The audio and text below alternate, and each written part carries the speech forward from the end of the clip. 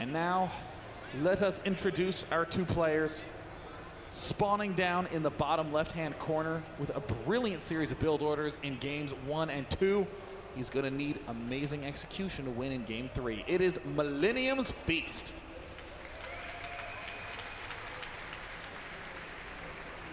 And spawning up to the top right-hand corner, originally from Korea, but moving over to the USA. He's going to be spawning here as our blue Zerg. Give it up for Azubu's viOLet.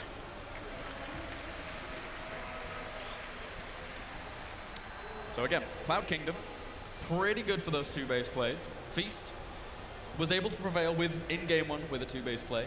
Wasn't able to prevail in game 2 with a macro play. I think we are going to be seeing some 2 base strong tactics here from Feast. Now, Feast does have the option of doing the Gateway first play. That's a very popular hyper-modern build, but Feast, I don't think, needs to do any sort of adjustment. He's felt his own strength in games 1 and 2 and can easily just say, I had a control mishap. He was even saying that in the chat before the game. Whoops, I left 2 Colossus when I went to do that mistake. What a blunder, and viOLet thanked him profusely for making said blunder. He did. So on this map, I would expect Feast still to do some sort of standard expand play. And honestly, this is one where the 1-gate expand, the exact build that we saw on the last map, is also quite effective. Or the Nexus first or the 17 Forge. It looks like it's gonna be Nexus first here for Feast. Love it. Love it. Yeah.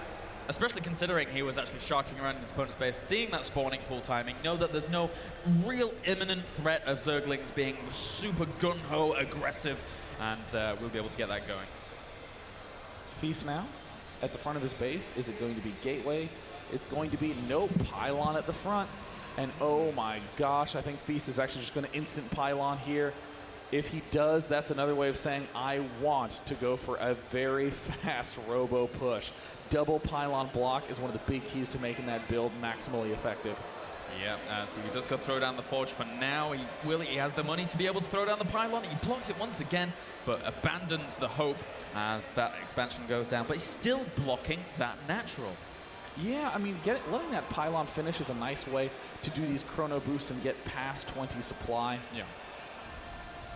As for now, Overlord's keeping a good eye on everything that's going on here. Just having a little bit of a look-see as that cannon... Actually, wait, that's a Pylon, not a cannon. Okay, so just wants to get as many probes out as possible. And the Proton Cannon now goes down after Pylon. And the Zerglings are actually on the way, so he probably will end up needing to throw down a building or even just putting a probe there for now. So Feast has the nice spacing opportunity to be able to wall this off with another Pylon, and there it is, but this is actually... I'm not sure if that's covered, but certainly the Zerglings will get maximum surface area. All will be able to attack. The Pylon is done, but I think viOLet is still just going to run in. Yeah, I think Here comes the cancel. And viOLet, again, Probe's like, I've got this, man.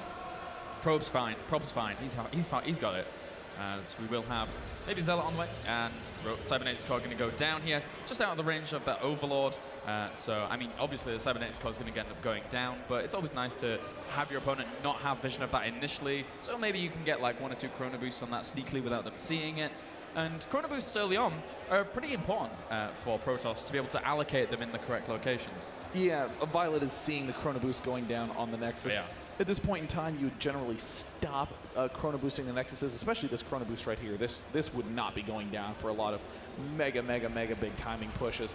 Feast now with this Cybernetics Core finishing up. We see there's, we're starting to see the components for some sort of a very early push. He just needs to take both these gas geysers around now to finalize the preparations. And I like what viOLet's doing to prepare himself. He's getting that creep spread going more adamantly at his 3rd location than he is anywhere else. And with that robo facility going down, well, I mean, if he makes an observer first, of course, I think it's going to be some kind of expansion play. But again, if we see some Chrono Boost saved up here for some kind of immortal play, then it can get a little bit dicey for viOLet. This is looking like an expand play from Feast. No geysers here, no +1 here. Not a strong way to do a 2-base timing push. So I would anticipate that this pro might pull back, throw down this expansion, even on a 1-gate, 1 robo. There's the 2 assimilators going down to help do a little bit of reinforcing this. viOLet, I think, is going to be doing the exact play that he has really shown to be his favorite. He's talked about it being his favorite play, both on camera and just off camera. He likes Mutiling in this matchup. We've seen him do a ton of Mutiling in this matchup. Yeah. And in this setup, he's getting his early layer up. Not going to be up against an early attack, so I'm kind of expecting Mutiling. Yeah, and I agree with your assessment of those gas timings. Yeah, because if you want to go for that really, really heavy 2-base play, I mean, he's actually Chrono Boost out the initial Immortal just for a little bit there, but he isn't spending any more Chrono Boost on it, and he's actually going for a Zealot instead of the Sentry there just there. But you really want so much gas, but actually he's getting a second Immortal out as well here. You want that gas early, basically, to be able to say, well, I want a lot of sentries with this. Wait. Which is very, very important. Is Feast really doing this? Okay, well, he's stopping at 6 total. This is still an expansion-oriented play. You can fake going for a push and get the expansion up. But the layer's already been started for viOLet. I think the layers are already almost done. With that third Immortal on the way, Sean, we said it at the very, very beginning of the series, and now he's kind of thrown us up a little bit with the timings on those gases, but it looks like he might be going for this kind of play, and actually he's got a little bit of gas being saved up here to be able to add on a few more sentries, but this is going to be slightly more sentry light than it would have been had those gases gone down beforehand. Now we could see, well, there's the Warp Prism going down, but still, this is just not a good mixture if you want to be doing this big push. viOLet right now getting up all his essential pieces. Speed for Zerglings is done. That's the biggest key to being able to deflect this kind of push. Yeah. Now, normally at this point in the move out here, you would see 12 sentries with these 3 Immortals. We only have 9 sentries with this, so that's the timing of that 300 gas is evident in those gas timings. So Feast is moving out, and he's getting that Observer all along as well to be able to just spot any kind of Burrow Roach timings that will be coming out to be able to defend this. But viOLet, he knows this is coming now, and he's going to be preparing avidly at that third base. In the unit timings, we see that there's 54 drones. viOLet has had the perfect amount of drones to deal with this attack. This should not be a particularly difficult task. Well, actually, it should be a difficult task for viOLet, but not the way it usually is for Zergs. And we see viOLet starting to press forward. He's hitting them from that front side. Decent force fields, just help buy a little bit more time. And yet again, the deflection, the denial of that reinforcement is what makes viOLet so good. I can't... This is really going to be hard for Feast to break. I mean, as the more and more time that goes on here for viOLet, the more units he's going to be getting, and he has those 2 Spinecrawlers to back him up as well. So these force fields need to be literally pristine to be able to actually take this engagement He's properly. at the right angle. Those are the force fields that he needs thus far, but there's Zerglings coming in from the backside. Feast is floating close to 1K resources, and this is why does he have just 6 gateways in this push? This is such a difficult attack to do with just 6. And there we see the attack in from the back. Feast is really going to start to run out of force fields here. He needs to go into phasing and start microing like his heart.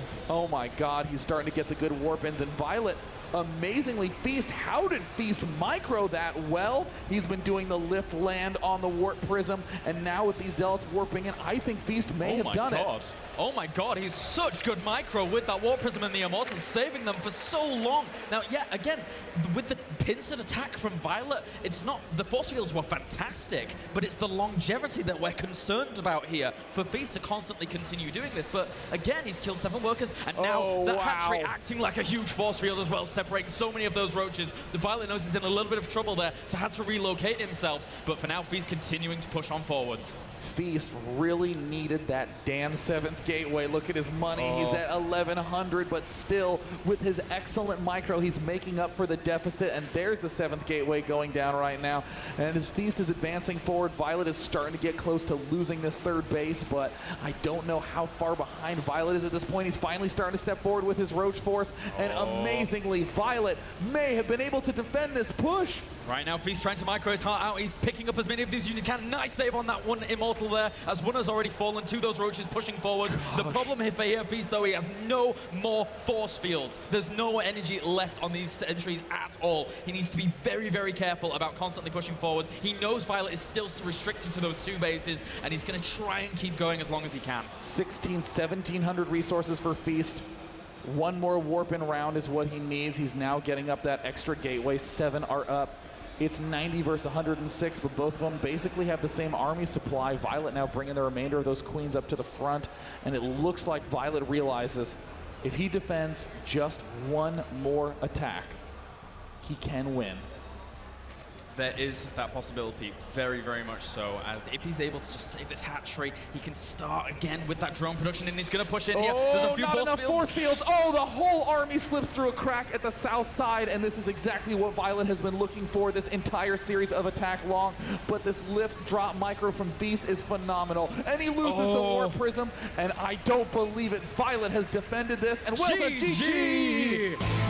viOLet with some phenomenal defensive capabilities there, bringing the thunder to Feast here in game at number 3, powering him down. Feast looked in good position to be able to take that at one point or another, but viOLet bringing it out, that was a phenomenal defense. I mean, the defense was amazing, but I have to bring up again, with only 6 gateways, the money kept slowly climbing throughout. And if you envision just one more gateway having gone down with that initial set, that attack actually began at the 10-minute mark and ended at the 15-minute mark.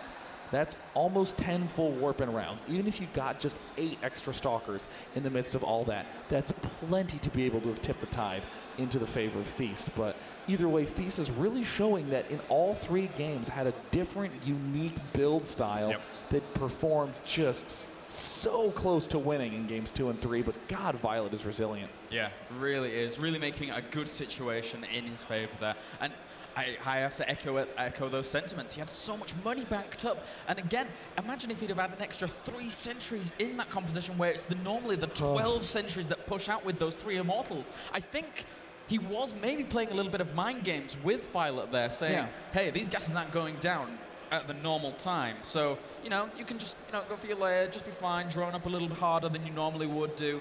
But it didn't pay off for him in the end, unfortunately. Yeah, it's one of those things where even considering mind games in general, it's always more important just to have good timings and to have those extra units. Whether you've tricked your opponent into building more drones or not, having 6 extra force fields is a good thing, right? You just want to have a lot of force fields with that push. What we're still seeing, though, is the Immortal Sentry Stalker composition is so tough for Zergs to deal with. Almost always Zergs will go up to 60, 65 drones and have barely a chance to be able to stay alive, even at 55 drones, where viOLet stopped very early and built way more Ling Roach. He had just enough. It was all micro for viOLet's part. I mean, Feast had the most incredible force fields, most incredible patience. Huge props to viOLet. And that micro only aided more and more by that little extra bit of creep spread that he had around the 3rd. I mean, yes, a lot of Zergs are doing that anyway to be able to just really kind of have that massive, massive defensive capability in that area anyway. But it's one of the attributes that can sometimes go unnoticed, but is vitally, vitally important. Oh, yes. Oh, you need that speed to be able to stay alive. So that does mean Feast is 1-2 in Group B. viOLet is 2-1 in Group B, and the other results are still being determined as players are playing their matches out. Yeah, so I think we may end or may not have an interview on the stage. Yes, we will. This is Jarrett Kale. Good to go. As I slightly move my chair out of the way to have a look. Let's see up on the main stage of Jarrett's. There's Jarrett. I'm standing here with our winner, Azubu viOLet.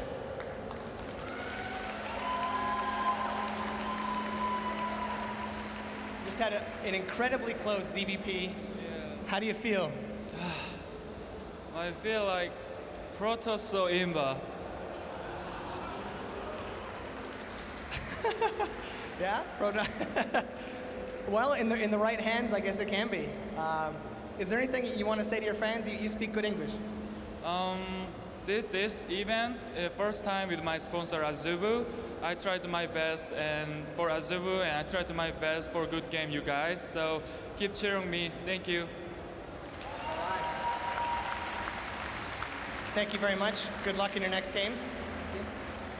And before I go on, I want to make a quick correction. When I brought out Feast last time, I said mon ami français. There was a slight miscommunication where he thought I asked if he spoke French. I meant to ask where he was from. He is in fact Belgian. And having some Belgian friends of my own, I know how they feel about being called French. My humblest apologies to the very beautiful country of Belgium. Okay? And now that I'm humbled. We're going to cut to a quick commercial break and then come back with Feast again, this time versus the Demigod Nest T.